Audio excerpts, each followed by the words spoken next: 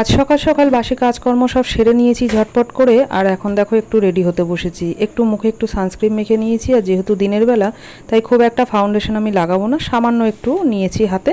তোমাদেরকে একটু দেখিয়ে দিই, দেখো অল্প একটুখানি নিয়েছি। তো সানস্ক্রিনের উপরে আসলে সানস্ক্রিনটা না মুখে মাখলে একটু মুখটা কালো কালো লাগে, সেই জন্য আমি একটুখানি ফাউন্ডেশনটা মেখে নিয়েছি।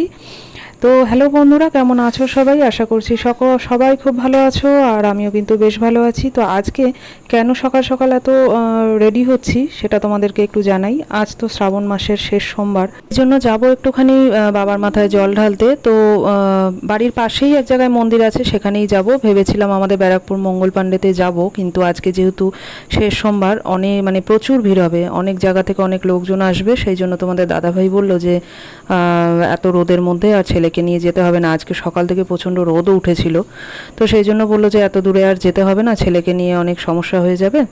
তো বাড়ির পাশে যেহেতু মন্দির আছে সেইখানে একটু ঢেলে নাও। তো সেই জন্য এইখানেই যাব, মানে কাছেই আমার বাড়ি থেকে হাঁটা পথে বোধহয় ওই 5-7 মিনিট মতো লাগে, আর গাড়িতে যেহেতু যাব 2 সেকেন্ডও সময় লাগবে না।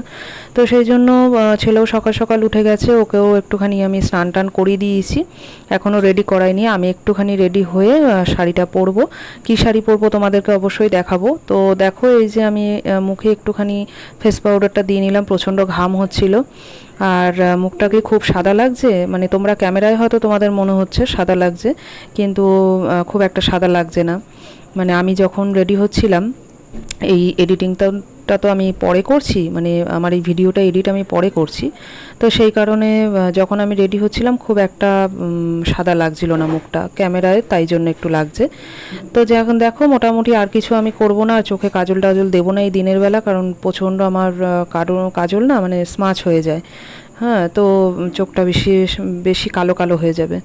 তো আগে একটুখানি সিঁদুরটা পরে নিলাম। আজকে ভাবছিলাম মাঝখানে একটু সিধা করে সিঁদুরটা পরবো, কিন্তু তাড়াহুড়োর মধ্যে আছি, থাক একটুখানি চওড়া করে পরে নিয়েছি। আর এই এক সমস্যা হচ্ছে আমার টিপ নিয়ে।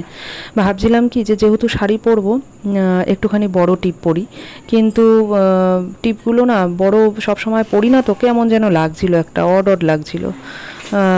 তারপরেও একটা টিপ নিয়েছিলাম একটু বড় দেখে, একটু খয়েরি কালার, একদম মানে ক্যাটক্যাটে কালো না, কিন্তু ভালো লাগছিল না। তো ভাবলাম না, দরকার নেই, ওই ঘরে যেই ছোট ছোট টিপ আমি পরি, দেখো পাতা কিনে রাখি, এই টিপই পরি। তো এই টিপই একটুখানি পরে নেব, আমার এটাই ঠিক আছে, মানে যেটাতে যে কমফোর্টেবল থাকে। অনেকে বলে যে শাড়ির সাথে একটু বড় টিপ পরলে পরে দেখতে ভালো লাগে, কিন্তু আমার ঠিক ভালো লাগছিল না। তো যাই হোক, দেখো এটা একটুখানি একটা লাল লিপস্টিক আমি দিয়ে নিয়েছি, খুব একটা ক্যাটক্যাটে লাল না, মানে কালারটা মানে কি বলবো, একটু একটু কালারটা হচ্ছে একটু কি বলবো বলো তো, এই মেরুন মেরুন কালারের, মানে খারাপ লাগে না পরলে। আর হালকা করে একদম দিয়েছি, তো খুব ডিপ করে দিইনি, হালকা করেই দিলাম, যেহেতু আমি আজকে একটু লাল শাড়ি পরবো। তো তোমাদেরকে দেখাচ্ছি আমার শাড়িটা, তো তার সাথে এই কালারটা ম্যাচ হবে। তো দেখো সামনে থেকে দেখলে মনে হচ্ছে না খুব একটা লাল, কালারটা সামনে থেকে দেখলে তোমরা বুঝতে পারতে। তো যাই হোক, এই যে একটুখানি হালকা করে লিপস্টিকটা পরে নিয়েছি, এবার চলো দেখাতে যাই তোমাদেরকে শাড়িটা। দেখো মোটামুটি আমি কিন্তু রেডি হয়ে গেছি, আর এই ব্লাউজটা দিয়ে দেখো এই লাল শাড়িটা আজকে আমি পরবো। তো চলো এই যে রেডি হয়ে নিচ্ছি, আর শাড়িটা কিন্তু বেশ বড় সড়ো, আমি একটু বড় শাড়িই পরি, যেহেতু আমি একটু হেলদি, তো সেই কারণে আমার একটু বড় শাড়ি না হলে খুব অসুবিধা হয়, মানে খুব বাঁধো বাঁধো লাগে, সেই কারণে একটু বড় শাড়ি আমি সব সময় দেখে কিনি। আর হ্যান্ডলুম শাড়ি আমার তো ভীষণ পছন্দ। আর এই শাড়িটা যদিও হ্যান্ডলুম না, কিন্তু শাড়িটা ভীষণ বড়, এখানে কতগুলো কুচি হয়েছে দেখবে, 1 2 3 4 5 6 7 8, প্রায় ধরো 8টা মতো কুচি হয়েছে। তো যাই হোক, দেখো এই যে শাড়িটা কোনো রকমে আমি পরে নিয়েছি, আর এদিকে ছেলেকেও রেডি করে নিয়েছি, আর পুজোটা মানে ঘরের পুজোটা আমি এসে তারপরে দেব। তো চলো বন্ধুরা, এবার ঝটপট করে বেরোবো। তো সবাই দেখতে থাকো আজকে সারাদিনের ব্লগটা। আর দেখো শাড়িটা মোটামুটি ভালোই লাগছে পরে, বলো, এই প্রথমবারই পরলাম শাড়িটা, এর আগে কোনো দিন পরিনি। তো চলো বেরিয়ে পড়ি, সঙ্গে থাকো, দেখতে থাকো। আজকে মন্দিরে যাব, পুজো দেব, সঙ্গে থাকো দেখো। তো দেখো বেরিয়ে পড়লাম গাড়ি নিয়ে। তোমাদের দাদাভাই দিনের বেলা আজকে আর কাজে যেতে পারেনি, আমাকে নিয়ে মন্দিরে যাবে বলে, আর ছেলেকে সামনে দাঁড় করিয়েছে, আর এই যে একটুখানি মিষ্টি টিষ্টি কিনতে দাঁড়িয়েছিলাম।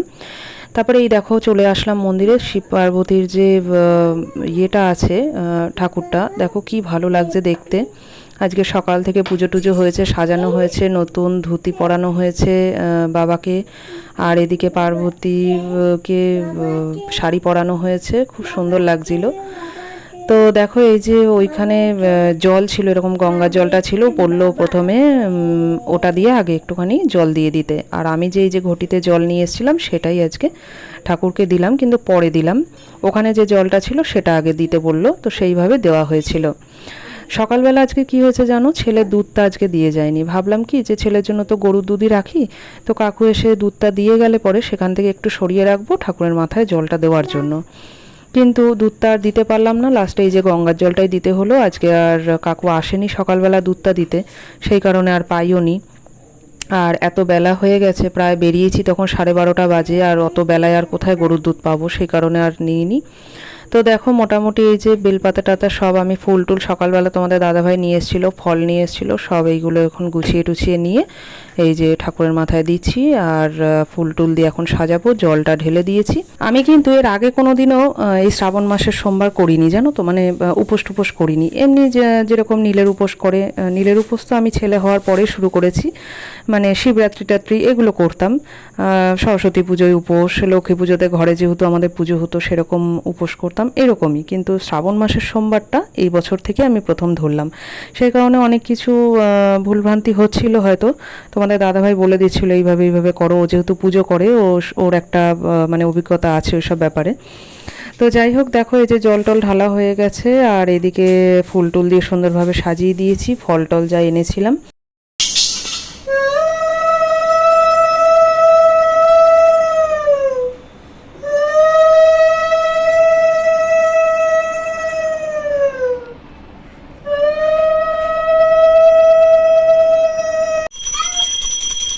বাবা পুজো করছে, দেবে পরে, দেবে পরে।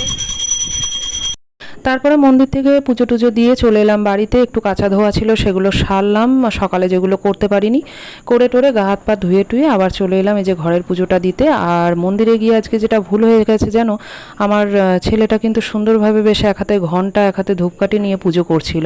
তোমাদের দাদাভাইকে বললাম কি ভিডিওটা করো, কিন্তু ও না মানে ভিডিওটা অনই করেনি, এমনি জাস্ট মানে ওর দিকে ক্যামেরা ঘুরিয়ে গেছে। তো ওটা দেখলাম বাড়িতে এসে, আর শ্যুট করাই হয়নি, যার জন্য তোমাদের সাথে আর শেয়ার করতে পারলাম না।